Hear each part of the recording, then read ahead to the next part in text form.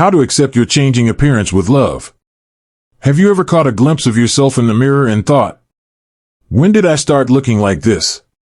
Maybe it was the lines around your eyes, or the silver strands in your hair that weren't there before. Or maybe it wasn't even about wrinkles or hair at all. Maybe it was the way others look at you now, like you've quietly faded into the background. Like somehow, your face doesn't say story anymore, it just says old. If that sounds familiar, I want you to know something right up front. You are not alone. Aging is something we all do, but accepting what it looks like on the outside? That's not always easy. Especially in a world that seems obsessed with youth, smooth skin, perfect teeth, firm everything. They sell us creams, needles, surgeries, anything to fight the signs of aging, like it's a disease we need to cure. But what if we stopped fighting it? What if, instead of waging war against the mirror, we learned to look at our reflection with kindness? With curiosity? With love? That's what we're going to talk about today, how to accept your changing appearance not with shame or resistance, but with warmth, dignity, and even a little pride. Because those lines on your face? They're proof you've laughed. The softness around your jaw? That comes from decades of living, loving, maybe even surviving heartbreak. And those hands you think look old? They've held babies, cooked meals, built lives. You are not just a body growing older. You are a whole story. And your appearance? It's just the cover, weathered, maybe, but well-read and full of life. So, let's take a breath together. And let's begin. The first step in accepting your changing appearance is this: stop comparing yourself to who you used to be.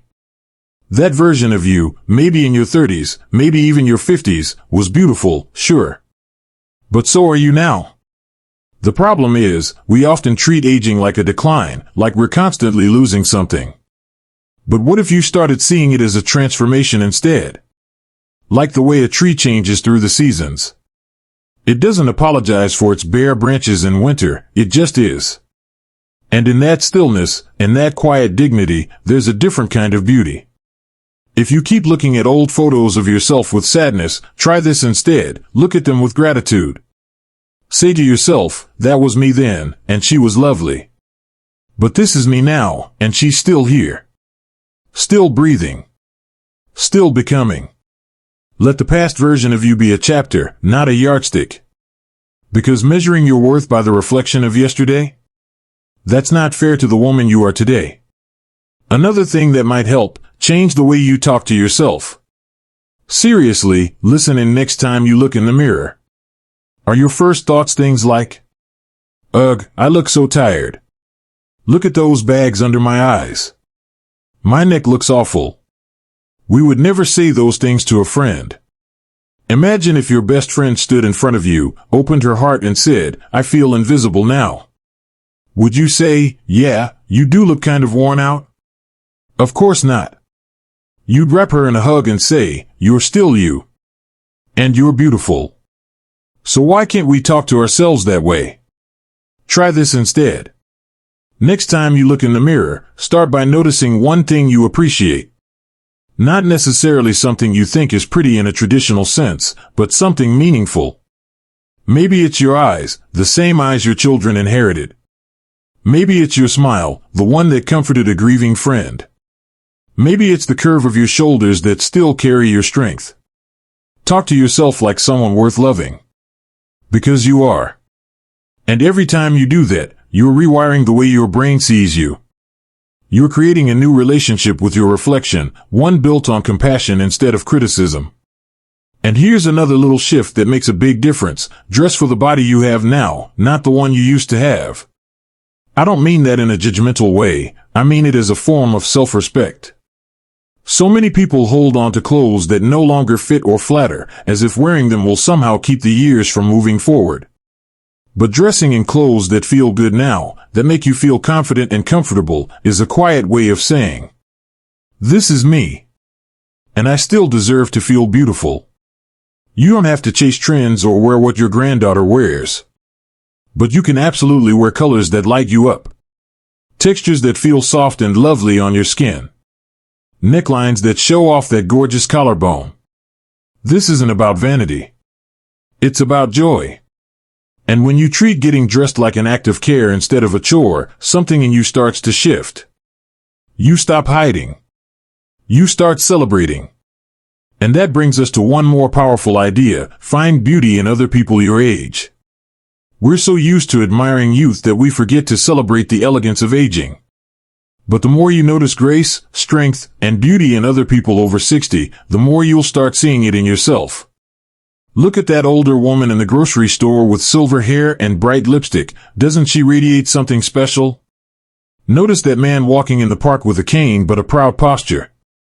These are not people past their prime. They are the prime, just a different one. And so are you. You know, there's something really special about growing older that nobody talks about enough. You earn your face. Every line, every spot, every crease, each one carries a story. Of late nights rocking a crying baby. Of summers spent under the sun, laughing with friends. Of heartbreaks that nearly broke you, but didn't. They are not flaws. They are proof that you lived. But here's the thing, sometimes, no matter how much we try to remind ourselves of that, the world makes it hard. Maybe it's the anti-aging ads that pop up on your screen. Maybe it's the way younger people seem to look right through you. Or maybe it's just the way you feel when you walk into a room and no one seems to notice. That invisibility? It stings. But it's not a reflection of your worth. It's a reflection of a culture that doesn't know how to value wisdom, experience, or quiet confidence. So if you've ever felt like you're disappearing as you age, let me offer you this. Don't fade. Shine differently. You don't need to fight for attention. You just need to own your presence. Start with how you carry yourself. I'm not talking about posture alone, though standing tall does help. I'm talking about walking into a room like you belong there. Because you do. Age doesn't make you less relevant. It makes you more rooted. And let's talk about something else that often gets lost with age: playfulness. When was the last time you felt playful about your appearance? We tend to associate aging with seriousness, with practicality, with "I don't care how I look anymore." But deep down, don't you miss that spark? The fun of trying on a new lipstick color, or putting on a pair of earrings just because they make you feel a little sassy. That's not vanity. That's aliveness. And you're allowed to keep it. Try something small. Buy that scarf in the bold color you've always loved but felt too old to wear. Try a new haircut. Even just wearing perfume on a random Tuesday. Not for anyone else, but for you. Because when you give yourself permission to enjoy your appearance again, you reconnect with a part of yourself that never aged. And if, on some days, it still feels hard to look in the mirror and smile, that's okay too. This is not about pretending you love every wrinkle or every change. It's about choosing not to hate them. It's about replacing the voice of judgment with a voice of understanding. Saying to yourself, yeah, I've changed. And I'm still me. Still worthy. Still beautiful in a different way. Here's a practice that might help. Stand in front of the mirror, just for a moment. Look into your own eyes and say, I'm still here. And I'm learning to love who I've become. It might feel silly at first. But over time, something starts to soften. That inner critic quiets down. And the woman looking back at you, she starts to feel like a friend. Now, let's talk about something that has nothing to do with looks, but changes everything: surrounding yourself with people who uplift you. If you spend time with people who only talk about getting old, being tired, or how it's all downhill from here, it's hard not to absorb that. But if you find people who light up when they talk about their garden, or their grandkids, or the novel they're writing at 72, those are the ones who remind you that aging is not the end. It's a different beginning. Community matters. Whether it's an old friend, a book club, a local walking group, or even an online community where you feel seen, find spaces where your presence is valued. Where your laugh is welcome. Where no one cares that your hair isn't the same color it used to be, because they're too busy listening to the wisdom in your voice. And one last thing before we move on. Let go of the idea that you have to earn love by looking a certain way. You don't need to lose 10 pounds, fix your hair, or hide your age spots to be lovable. You are lovable right now. Not when. Not if. Now. The people who matter, the ones who truly see you, they're not looking for smooth skin. They're looking for kindness. Warmth. A heart that knows how to listen. And those qualities don't fade. If anything, they grow stronger with time. You've spent your whole life caring for others. For your children. Your partner. Your friends. Maybe even your parents. Now is the time to extend that same care inward. To look at your face, your body, your aging self, and say, "Thank you for carrying me this far." There's something deeply healing about saying thank you to your own body. Think about it. This body, the one you might sometimes criticize, has never left you. It's been there through every season of your life. It's danced at weddings, cried at funerals, held babies, and reached out in love.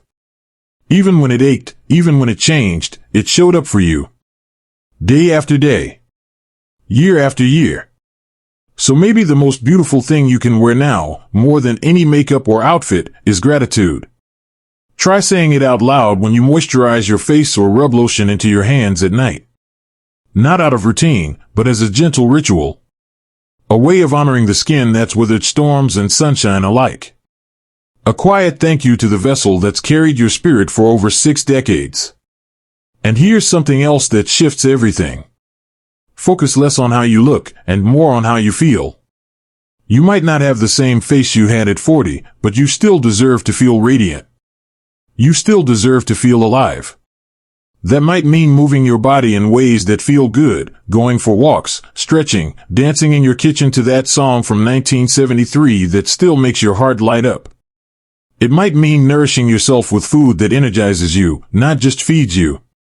Or it might simply mean sitting in the sun with a cup of tea, letting the warmth remind you, "I'm still here. And life still feels good."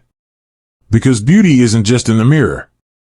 It's in the energy you bring into a room.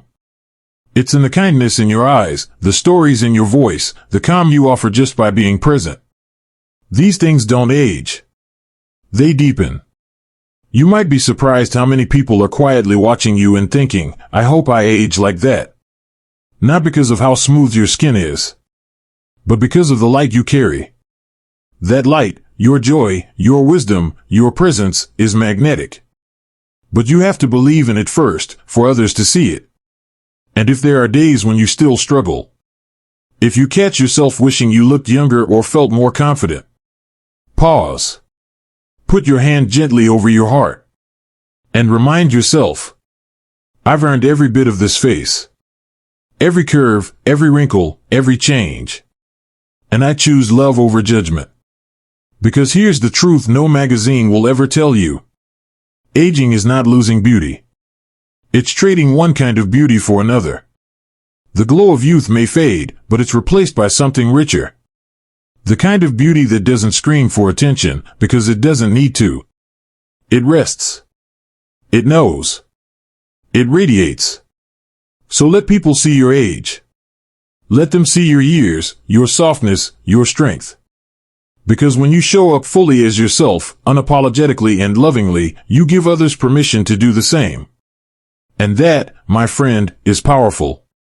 Now, before we end, I want to leave you with this. You are not behind. You are not too late. You are not invisible. You are a living, breathing masterpiece, still in motion. The world may try to convince you otherwise. But don't let it. Instead, be the reminder the world needs. That a face lined by time is not a face to hide. It's a face to honor. To celebrate. To love. If this message touched your heart, I'd love to hear from you.